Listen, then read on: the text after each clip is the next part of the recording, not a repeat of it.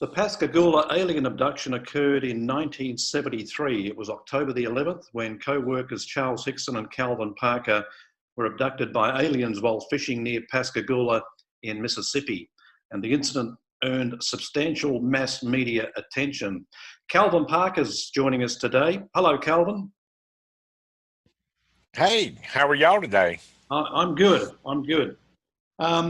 Calvin, it's been, well, what's it been? 46 years since it happened. You decided to remain in the background for a long time. Why did you decide to come out and tell your story in recent years?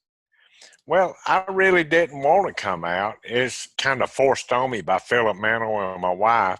But if it was left to me, they never would have been the first book. But I'm glad I did since I've done it. And what started this, we had a neighbor pass away and we went to his wake. And while I was at the wake, I accidentally signed the register at the wake. And people started recognizing my name and coming up wanting to talk about this. And we didn't feel like that was a place to talk about it. So I told my wife, let's get out of here. And on the way home, she said, well, why don't you write a book? People care and they want to hear the story. And I've never heard the story. Well, you keep a secret from your wife for 45 years, eventually you're going to have to break down and tell them something. I said, well, let me think about this a little while. So I thought about it and I just told her something to get her off my back. I said, well, I don't have much of an education. If I can find a ghostwriter, maybe I will. Mm-hmm. And that was just something to shut her up and get her off my back. Well, just so happened the very next day, Philip Mantle got a hold of me. And he had been hunting me for a while, not to write a book or anything, but to ask me some questions about Charlie's book. And of course, I really didn't know anything because I've never read Charlie's book, never opened it up. So he said, why hadn't you written your own book? I said, well, Philip, the reason I hadn't, because every time I tell the story, somebody changes it. They add to it or take away from it or don't do it any kind of justice. And I'm just not going to get in that situation. He said, well, think about it. He said, if you write a book, it's black and white, it's documented, and that's just the way that it's going to be. It's your word, it's your legacy. Well, it did make pretty good sense. He said, well, I'll call you back in a week and we'll talk about this some more. So when I got off the phone with Philip, I just took my phone and put no answer by his phone number because I didn't want to talk about this subject anymore. Right. And I was at the boat landing, pulling my boat up on the trailer, and my phone kept ringing. And I thought maybe something was wrong at home or it might be one of the kids or something like that. So I just picked the phone up and answered it without looking at the no answer part. And it was Philip, and I didn't want to be rude and hang up on him then. So he said, have you thought about the book? I said, Philip, as I told you before, I don't have much of an education. And, I really don't want to do no book. He said, well, think about it. We talked about it a few minutes, and he started making a little bit of sense by this time. And I said, then we talked a little more, and I said, it's one way that I would do this. And the only way is the book is in my words. I want it written in my words. I don't want nothing changed. I don't want a period put in. I don't want a question mark put in. I don't want anything put in that I don't put in there. And he agreed to that. And bless his heart, he stood by his word. I mean, he's done a great job. He changed one thing, and that's language communication thing that we had. And it was at the back of the book where I was eating a bologna sandwich. He put down a blondie sandwich. And that was the only thing that got changed in the book, and it kind of tickled me, so I just didn't say nothing about it. Because, I went 45 years and people's changed a lot more than that. Well, the book was called Pascagoula, The Closest Encounter, My Story, and then you followed it up with another book, The Story Continues. Why did you do that? Was there other evidence and stuff that had come up that you wanted to include? Yes, sir, it was. And I really enjoyed the second book. Uh, Actually, I listened to the first book on the audio that came out about it, but the second book I've actually picked this up and read it 2 or 3 times because it's new evidence and new witnesses, and it just amazed me after all these years that Philip Mantle was able to dig up the things that he's dug up, the different facts and details and testimonies. And then, of course, we had all these new witnesses come forward. And that amazed me how they could keep quiet like I did for 45 years. And so I really got into the second book because I was a little freely opening up about the subject and talking about it. And, I wasn't that way on the first one. Why do you think? Why do you think the new witnesses that came forward stayed quiet for so long instead of, well, basically allowing you to go through everything you went through in those early years? Well, it's probably the same reason that it happened to me. Back when this first happened, you got ridiculed quite a bit over something like this. And the South is deep Christians, and religions, and anything other than God or other than what they want to talk about, you get ridiculed pretty hard. So I just thought it was best to stay quiet. Now, they really didn't come forward up until we asked them to, and the way that came about, I did a show with Fox News. And you know how they make the little comments under the news things there, Mhm. Well, we was just reading the comments, and Philip happened to see where one of them's daughter had said, "My mother's seen this when it happened 45 years ago, and she's never talked about it because my dad told her that she'd be crazy to talk about it." Well, of course, that got our attentions because we had this book coming out. We was wanting witnesses. So Philip's like a bloodhound dog. He got on the hunt. And when he gets on the hunt, on a quest, I mean, he's on it. So he managed to contact the daughter, and she reluctantly gave him her mom's phone number or contact information. And Philip made all the contacts and all. And sure enough, I've met her several times since then, and there's no doubt in my mind, what she says is not true. I mean, one thing, I was there with her, but she was across the river though. Yeah, yeah. Did did And it did she corroborate what you guys went through and saw? absolutely, yes, sir, she did. She actually seen the craft when it landed, and the blue hazy lights that I had talked about, and the bright light when it come forward. And she wasn't the only one that witnessed it. There was another guy that was working. He was running a crane in one of the shipyards, and he happened to see this thing land. Well, he couldn't take off right then and do nothing because he had men working under him. But he collaborated everything, and it's been several more. We had that probation officer, plus the police department and the sheriff department. The dispatcher at the police department said he got tired of that night because when people would call in and report seeing something or not, he would have to make notes of it. And they said he took over 50 calls on that one subject that night. And that was a pretty reliable witness. Then there was a probation officer that was driving across the bridge.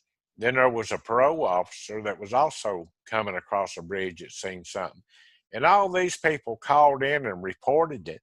And it was well documented through the police department and all. But, nobody, until I got ready to do this book, nobody made an effort to look these people up and hear the stories. So Philip and I with the help of another lady, Irene Scott, looked them up. She took her narrative down and made a handwritten and done it all. And they kind of left me out of the loop on talking to them the first time. Now I've met every one of them since then, and got to talk and visit. And I've actually checked them out myself through background checks and things. They all reputable people. Mm-hmm. Calvin, even though it was 46 years ago, how vivid is your memory of that night? Can you still see it exactly now as it happened? I could probably see it better now than what I could then, because I've actually been under hypnosis and all to help sharpen and that don't do anything but just kind of help you sharpen a few details out. And I've had it in my attention, and I've been to conventions and talked about it. And, I could see it good now, better now than what I could back then. Because I ain't going to lie to nobody. I was scared to death then. Yeah, I can imagine. And you're scared of something, you take 20 different people and they could all see a crime or something taken forward, but no two stories would be alike. Yeah. Can you briefly describe to us what happened? Absolutely. This was October 11th, 1973. And actually, my first day to work, I had come down. I was getting married in November, and this was October. I was going to get married November the 9th. So I wanted to find a job where I wasn't working 16 hours a day, 7 days a week. And, that's what we did back then. Everybody just worked. So I called Charles Hickson up and got a job with him at the F.B. Walker and Son shipyard. And my first day at work there, he asked me, would you want to go fishing? And I said, sure, Charlie. That sounds good. I said, but I got a problem. I didn't bring any of my fishing equipment. He said, well, I have plenty of equipment. So we'll run by the house and for a man south to loan you fish equipment, he just soon give you his firstborn or his wife or something else, because that just don't happen. I mean, that's a big gesture for someone being on the coast down here from the south.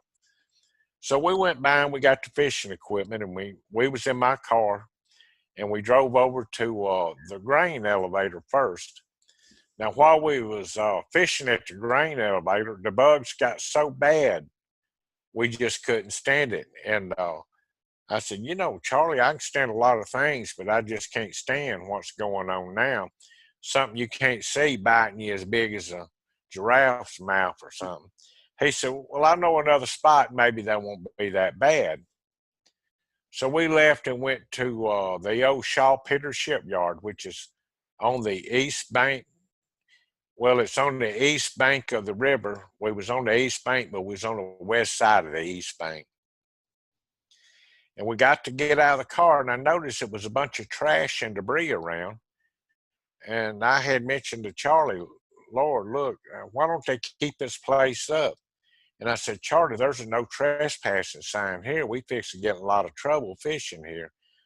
He said, I fish here all the time. And as far as the trash, when the tide comes in, it washes all this mess up. Or when the water gets high, then when it goes out, it just leaves it, and there ain't no way to keep picked up after it. So I took him at his word. I took him at his word about the trespassing. So we just kind of walked by the trespassing sign and got down to the pier. We pulled an old log up and sat on the pier. And I remember I was sitting there looking across the river at a steel ship. Now, it never really clicked on me until this day, because I was working in the shipyard. How does something made out of steel float? And I just couldn't understand it. And now, I know they make them out of concrete and everything else. But while I was looking at this ship across, and I think it was old Noah's ship or maybe a Coast Guard cutter, I noticed some lights reflecting across the water. It was some hazy blue lights. And I told Charlie, or I was thinking to myself, yeah, I'm going to jail now before we trespassing down here and they fixing to run us off. Well, about that time, we both stood up and turned around. And when we did, the light got so bright, it was like a big spotlight they had put on us. And it was blinding, almost, you just barely couldn't see anything. But when her sight started coming back, and this was fast too, there was three bulky looking creatures that was coming out of this craft. And they was just kind of gliding across the top of the marsh grass. Well, as they got closer, I noticed, or I was looking, and they looked like big Green Bay Packers coming toward us. They didn't have a neck, or their head just kind of set all the way down on their shoulders and all. And two of them reached and got a hold of Charlie, and one of them got a hold of myself. Well, here I was thinking about somewhere to run, but it wasn't anywhere to run because we had water in the front with a lot of debris in it, water on the left side of me, and water on the right, being out on that pier. Thinking back, now what I should have done was just took Charlie and put him up there in front of me and let him get him and me leave, but it didn't quite work that way. But anyhow, two of them got a hold of Charlie, one got a hold of myself. And immediately when he grabbed me by the left arm, I felt an injection of some kind, or I heard a little poof of air, what I really heard. And I was relaxed. I wasn't scared no more. So later we determined that that was some kind of something to get you, knock the edge off where you wasn't so scared. Well, they levitated us, or levitated me. Now I lost sight of Charlie, floated me up to the front door of the craft, and I was just thinking about where did all these bright lights come from, and I was looking inside when we got to the door, and it was looked like it was coming out of the paint, looked like it was just made there. And this thing got to the door and paused for a second, made a left turn. Then he made a right turn, went down a hall a little ways, turned right, and took me into what I call the examination room. And there was one of the most beautiful tables you ever seen in your life. Like it was probably glass or crystal clear. It's actually a pretty table, and I was sitting there looking. All I could do was look forward. I couldn't really move nothing. I could roll my eyes and roll my head, and that was about it. And this big ugly thing put me on this examination table, and I'm going to call him a robot because that's the way he moved mechanical wise. He didn't act like he had any kind of sensations and all about him. Well, he laid me at an angle on this table, and I was laying down looking straight up at the ceiling. And I noticed there's something about the size of a deck of cards that was a little blue on the bottom. And it come down and stopped about 1.5 feet in front of my head. This thing started circling my head, and as it would circle, about every quarter turn, it would give a clicking noise. And then when it clicked a few times, it got back up in front of my head and stopped. And then it shot back up into the ceiling. And that was the end of the clicking. But I could sense another presence there besides the old big ugly one that was over in the corner now. By this time, he moved over there and he just shut down more or less. But I could sense that there was something coming toward me. And I rolled my head a little bit, and this is where and I'm calling her female, and I don't know if she was or not. I really don't know if it was male, female, or what it was. But she favored a female, and when she communicated, not by voice, but telepathically, she did it in a female's voice. So she came over, and the first thing she did was grab me by the cheek. And I did notice her fingers, her hands, on her two middle fingers on both her hands was a little longer than the average human hand. Now, the old robotic looking creature, he had like crab-like hands or mitten on his hands, but she had normal looking hands with the exception of the two fingers. Well, she kind of rubbed my cheek. I didn't feel any sensation whatsoever of warmth or feelings or anything. No, couldn't smell any smells. But the shocking thing, the next thing she did was took her other hand, pushed down on my chin, and she took the two middle fingers and she run down my throat. Wow. And was trying to come up behind that little thing that hangs down in back of your throat. I don't know what the technical term is for it, but it just hangs down back there. Mm-hmm. And I started choking. I couldn't breathe. My nose started bleeding. So she automatically just pulled out. Now, this is the only communication I had with her then. And she said telepathically, her mouth didn't move because I was sitting there looking at it. And I was about to choke still. She says, "We're not going to harm you." But it was in like an old redneck girl's voice, like somebody, you know, I would talk to most all the time. And I didn't understand that if they was from somewhere else. And I really wasn't for sure then where they was from. And she said, "We're not going to harm you." Then she made a mumble noise. And she did that verbally with her throat. And the old big ugly went in the creek corner over there, popped up like a jack in the box. And he come back over to me, grabbed me by the left arm again. And this is when I felt another injection going in my arm. And it just kind of settled me down. He carried me out, set me down about the same spot he put me out, except I was facing the river this time with my arms stretched out. Now, this is the first time I've heard Charlie. He said, Calvin, you okay, son?" And then we turned around and looked at the craft. He was on the ground. He stood up about the same time I did. And we turned around and looked. And this thing just picked up off the ground a little bit.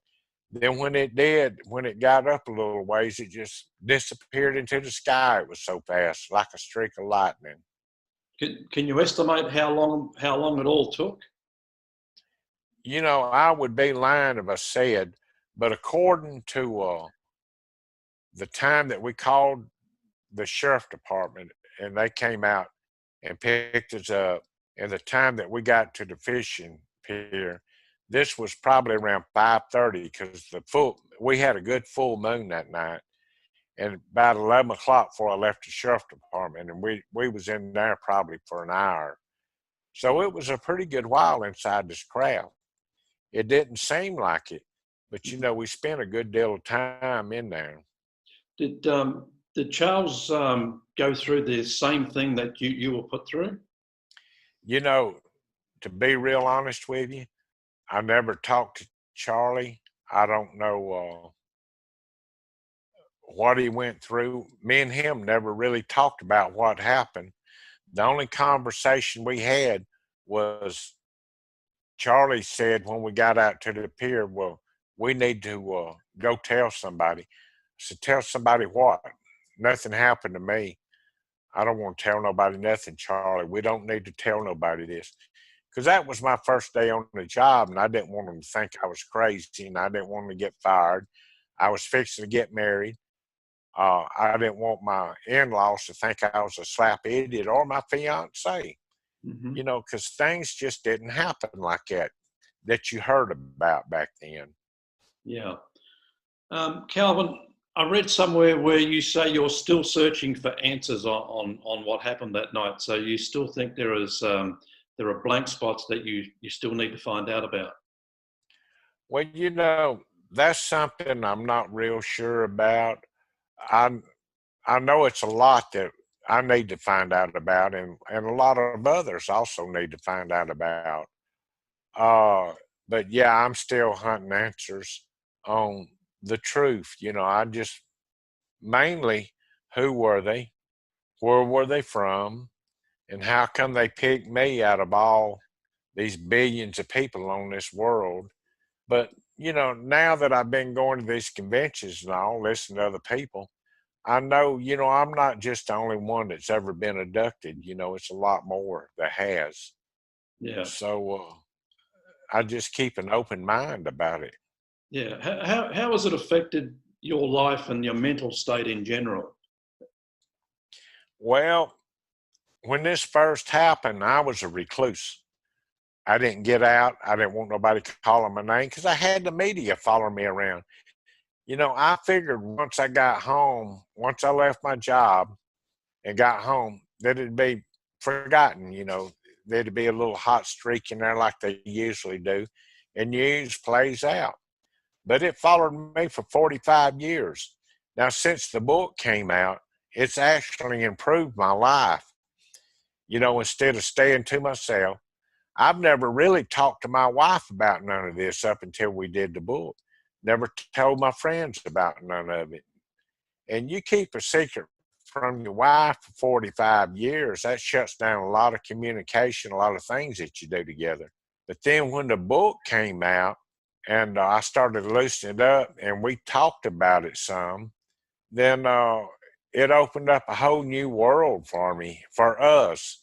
It's improved my marriage because I finally was able to sit down and be honest with her.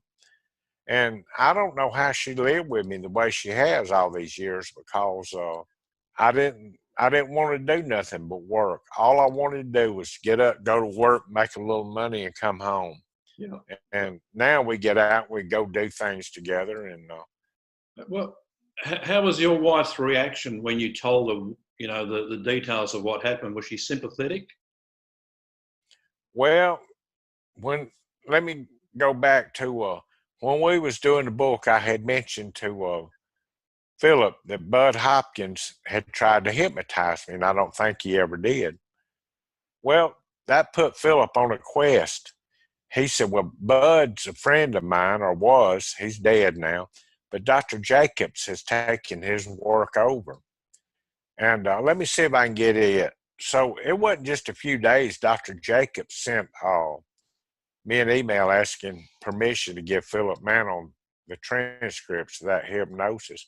I didn't figure it was nothing on them. Well, Philip transcribed them out. From what I heard, he had a little bit of a time doing all that.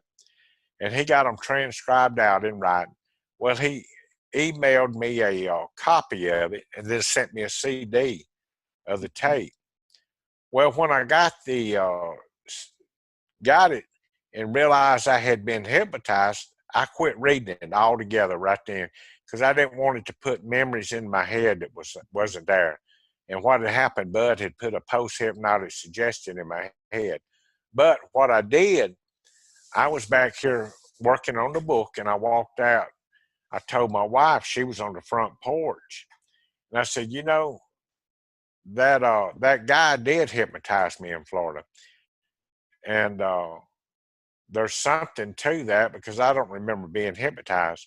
What I want you to do is go back and read it and keep it in mind. And as my memory comes back, I tell you, and you see if that's right. Well, she came back into the room, stayed in here probably 45 minutes, and she come out crying. She said, I can't read no more. I can't talk about it no more. I don't want to know nothing else about it.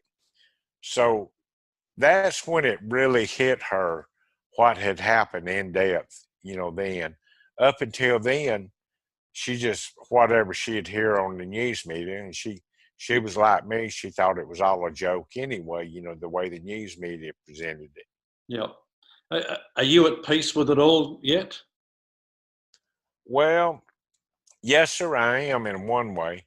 In another way, I don't like the ideal of being a crime. And I'm calling it a crime because it's like if I'm sitting here on my couch watching TV and somebody kicks my door down and grabs me and takes me out to the van and examines me and all, that's home invasion. That's a crime. But I don't know if I would have gave them permission to do whatever they done to me or not. Well, I'm almost sure I wouldn't. I'd probably shot them if I'd had a gun on me that night. Yeah. But I'm at peace with what happened. Yes, sir. Okay. Do you still get some skepticism from people? Every now and then, I don't pay it much attention, but I go in and I read some remarks that a few people make here and there, especially when I'm on things. I did a show on Fox News with Waters World, and you know, you go down and you read a little bit. Then that sketch TV, they had somebody make a remark, and this girl lives in Colorado. Never heard of her before in my life, and she said he ain't nothing but a wife-beating drunk from a wife-beating state, Pascagoula. And, you know, something like that kind of would boil my blood.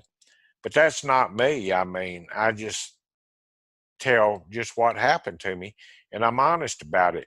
But I want any, if anybody believes it, that's good. If they don't, that's good, because I don't want to live in a world where everybody believes the same thing and everything that everybody says. Yeah, yeah. I've often wondered, Calvin, and I mean, obviously Charles was the one who wanted to go and tell the police, but if you had it all over to do again, would you have done it differently? I mean, No, sir. if you had have kept quiet, I mean, would this ever have come out? No, it wouldn't have never come out. I never would have. If it was just me there, nobody would know about it but me till today. This is just something, you know. Well, I was brought up with sharecroppers, you know, we'd farm people's land and all that. Then I went to work in the oil field. And we never had time to watch TV or study about things from anywhere else. There wasn't any social media, cell phones, or anything. So I feel like, you know, Charlie brought it up and he's kept it alive all these years. And I've seen what it done to him. It pretty much, you know, hurt him in a lot of ways. He went from a good, productive job to not doing nothing, and you know, living less than payday to payday. Mm-hmm. And that's not the kind of life I wanted. I've always said the only thing I wanted out of life was to get married, buy a home, have children, have grandchildren, retire and fish. And that's all I ever wanted in life. I didn't want all this other bull to go along with it. Yeah. But now that it's been dumped in your lap, you know, I've accepted it, and I just take it for what it's worth. For the first time in my whole life, me and my wife's, you know, if you can call it vacations, going to these conferences together. We never really took vacations and all, but now we kind of get out. When I go to a conference, I buy her plane ticket, they buy mine. Well, it works out pretty good. We go and we get to visit, we talk to people, and we've actually had fun and communicate, and I've got to take her different places in this world. Yep. So, you know, it's been nice. Before that night in 1973, did you believe in UFOs? I had no idea what a UFO was or an alien. The only thing I could think of was when we got abducted was I remember watching the Apollo space missions, and how when they came back down to Earth, they would quarantine them from their families for 7 days. They wouldn't even let nobody in to see them. And after this happened, I felt like we might have had a virus or radiation or something. And I was concerned about it. I didn't want to give this to nobody else. And I told the sheriff, Fred Diamond, that we needed to be checked out because I didn't want to give nobody the virus. And he is actually the one that took us to the Singing River Hospital here in Jackson County and got tests done and all, and took us and had us checked for radiation. Okay. That night at the sheriff's department, I think the compelling smoking gun, from what I could see, is when they left you and Charlie in the interview room together, and they left the recording going. And I mean, you guys just acted like you'd been abducted by aliens, you know, when they went back and looked at the tape. Yeah, and I actually, now I don't say that the disbelieved us up until then, but I actually think that they thought there was something else going on. And then when they put us in the same room together and we didn't realize they had a tape recorder in there, Charlie and I was talking about this, and the sheriff come out. Now, Fred Diamond was pretty hard-nosed sheriff. And he come out and listened to that tape, and then he gave his little news release the next day that there was no doubt in his mind that something happened to us. He wasn't for sure, but so that was the biggest convincing evidence that night that it was. That's what I call the secret tape. Did the sheriff ever tell you personally, you and Charlie, that he believed your story? He told me, he said, I know something happened to you, son, and I'm worried about you and concerned, and I want to, you're right. You probably do need to go to the hospital and get checked and all. Mm-hmm. But he never said, well, we believe you've seen aliens or nothing. Of course, back then, I didn't know what I had seen. There for a little while, I thought, well, maybe this is a bunch of rednecks got a hold of some experimental craft that the shipyard was working on. And they rode out there and picked us up having fun and all. And it was just a big joke to them. But, that wasn't the case. Yeah. Calvin, is there a movie being made or going to be made? Well, it's hard to really ever be sure about this. We have got a guy doing a pitch for a movie right now, and we got somebody working on a screenplay. We've had 3 or 4 drafts of screenplays already, and we're trying to keep them as realistic as what we can. So, we usually reject a screenplay if it's not right, and they go back and they redo it. And we own about our 4th draft now that they're reworking. Yeah. So I think one day, there's no doubt in my mind, it's going to be a movie on this. Yeah. I've heard Travis Walton say a few times that Fire in the Sky, the movie on his incident back in the 70s, I mean, he said there was, it was part truth, part fabricated for Hollywood, which I was surprised. But, and speaking of Travis, another famous abductee, have you ever met Travis? Do you meet up? I met Travis at this last convention I was at in Phoenix, Arizona, UFO Congress. And we had never met. We spoke, a few times, but we actually got to sit down and visit with each other there. And, Travis has quite a story. And like you said, I don't think that they can anybody can put a movie out without adding a little something different in the movie. Mm-hmm. Now, we're trying to keep the facts right in ours, but, they might have to add a different color car or something that's coming down, or maybe have 2 or 3 less police officers than what we had seen, and things like that, just to cut the budgets in the movie. So, it's no way that a movie can stay true to the exact. And like I said earlier, you get 20 witnesses, you're going to have 20 different stories on something that happened. Yep. And Ben, I'm the only live one. They have Charlie's book, and they have myself and what we told. And when it boils right down to it, 2 people that really know the truth. Now, I'm telling the truth as best as I can. I'm a Christian. I believe in God. But the truth,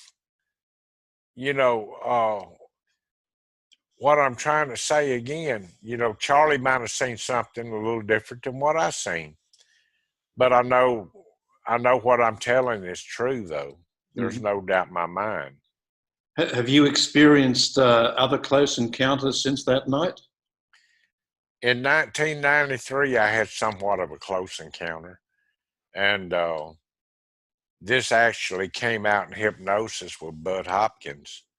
And what I found out is, and then my memory started coming back on it when it got jogged. But in 93, it was pretty much the same beings or whatever they were. And they had tried it again, and me and her actually got into a physical competition on the ship.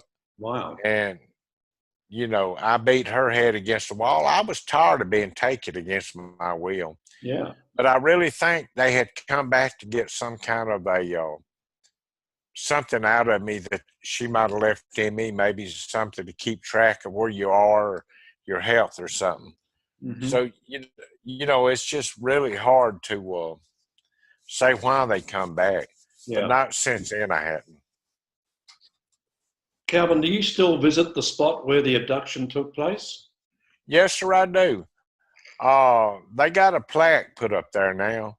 Hmm. City of Pascagoula had a historical plaque put there. And it's by the boat landing. So when I launch a boat over that way, of course, you know, I can go sit down and I kind of look at things, think about things. Because you can see the place where we got abducted right there from where the plaque is. Yeah. And I'm over there quite regular. Every now and then, you know, somebody with the press wants to meet over there and do an interview. Yeah. And I do that. But it's not but 25 minutes from my house by boat.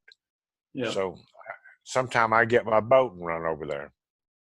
I mean, despite everything that happened to you, it must make you feel pretty good that the town has actually put a plaque there to actually commemorate the incident. This has been the greatest place in the world for acceptance. Uh, I've been well accepted in Jackson County and the Mississippi Gulf Coast.